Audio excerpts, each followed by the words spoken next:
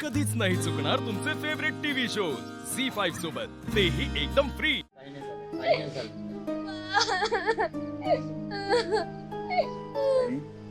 काही नाही झालंय बाला। माझं बा असं नाही करत कधी। डॅडीचं लगीन मोडलंय म्हणून तो असं बघतोय। नाहीतर माझं बालाही चांगलंय, लई चांगलंय। मामा, आता तुम्ही कसलाही विचार करू नका, ओके? शांतपणे झोपा, ठीक आहे? काही झालेलं नाही, हा? चल रेडी, ये तू पण बाजूला झोप, ये.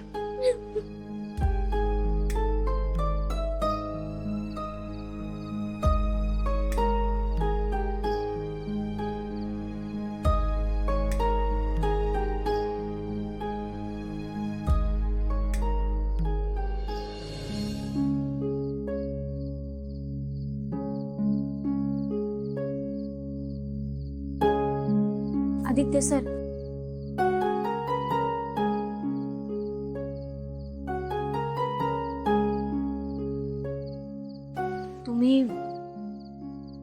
तुम्ही आलात म्हणून थँक्यू। पारू, मी मारुती मामांसाठी जे काही केलं ते माझं कर्तव्य होतं। राहून राहून असं का वाटतंय की तू आमच्यापासून काहीतरी लपवतेस?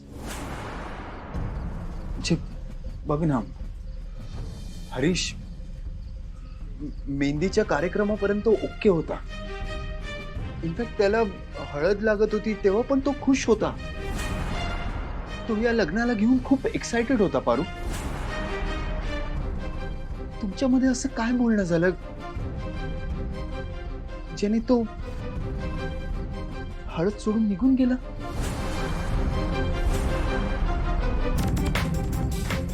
काय झालं पारू?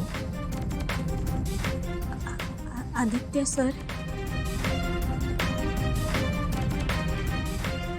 हे बघ पारू, थोड्या वेळाने सगळ्यांना कळेल मी निघून गेल्याचं, पण मला वचन दे, मी का निघून गेलो हे तू कोणालाच सांगणार नाही।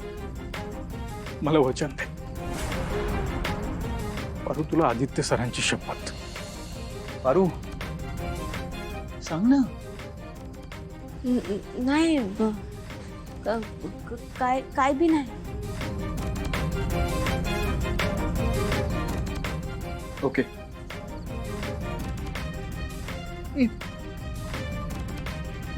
तुला काहीतरी महत्वाचं बोलायचं होतं ना हरीश सोबत? ते मी आणि प्रीतम मध्ये आलो, ते बोलणं काय होतं?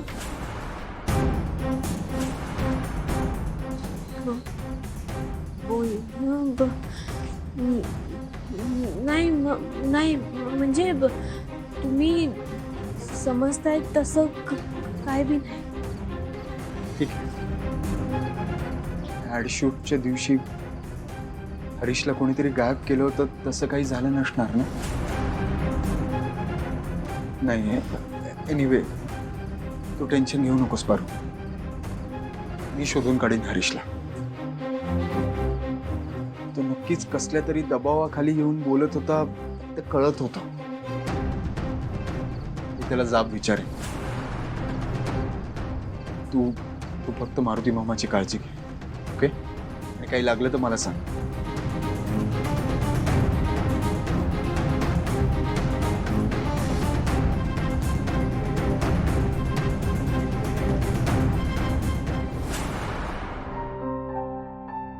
पारू,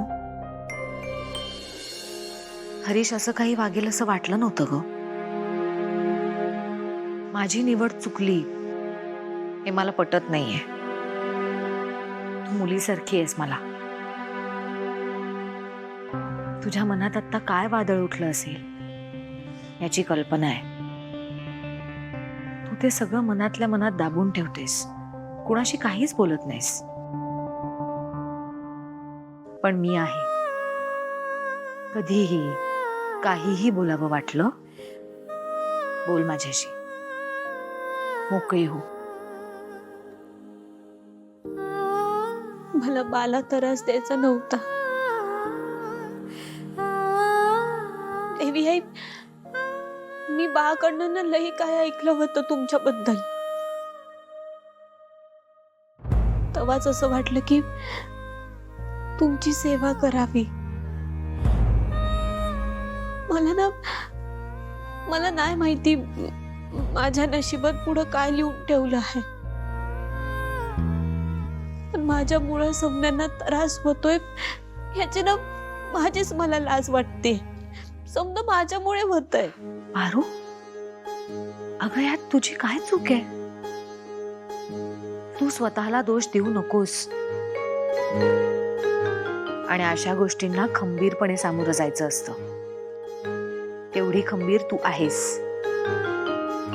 आणि तुझी देवी आई कायम तुझ्या सोबत असणार हे लक्षात असू दे.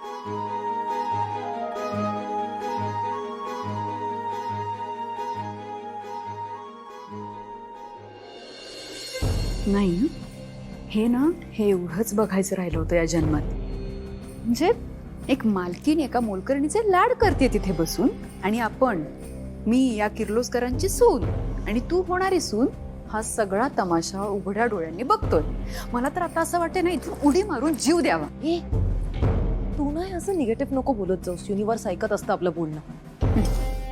मी पारू इतकं स्मार्टली तिने त्या हरीशला पळवून लावलं आणि आता स्वतः सिंपती मिळवते सासू मॉमकडून.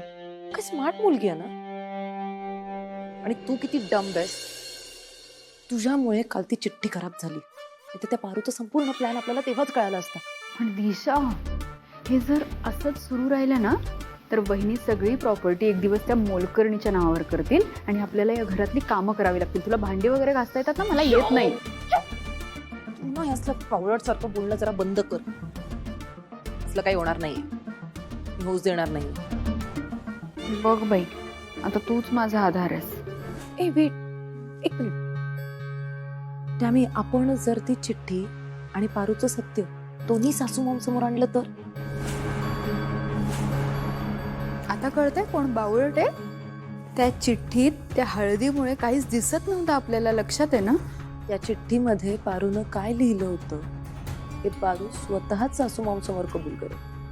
कसं? तू फक्त एक काम कर. तू आता हरीशच्या फ्रेंड्सना बोलवून घे.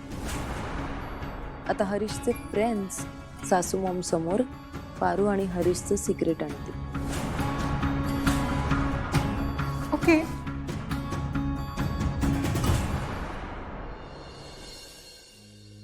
तू माझी मुलगी आहेस पारू. मला देवी आई म्हणतेस ना. मग कधी तुझ्या देवी आईला अशा प्रसंगांमध्ये खचून जाताना बघितलंयस? इतके दिवस माझ्या सोबत राहिलीस, काहीच शिकली नाहीस का? साधं सरळ सोपं आयुष्य कुणीही जगू शकतो, पण सतत संघर्षांनी भरलेलं, आव्हानांना सामोरं जाणारं आयुष्य जगण्यात खरा आनंद आहे. खवळलेल्या समुद्रासारखं असावं आयुष्य, आणि आपण आपल्या होडीचं शीड. मारुतीला आणि गणीला तुलाच सांभाळायचंय. पदर खोच पारू, तुझ्या जहाजाचं शीड सांभाळ. झी 5 ॲप डाउनलोड करा आणि पहा सर्व एपिसोड्स एकदम फ्री.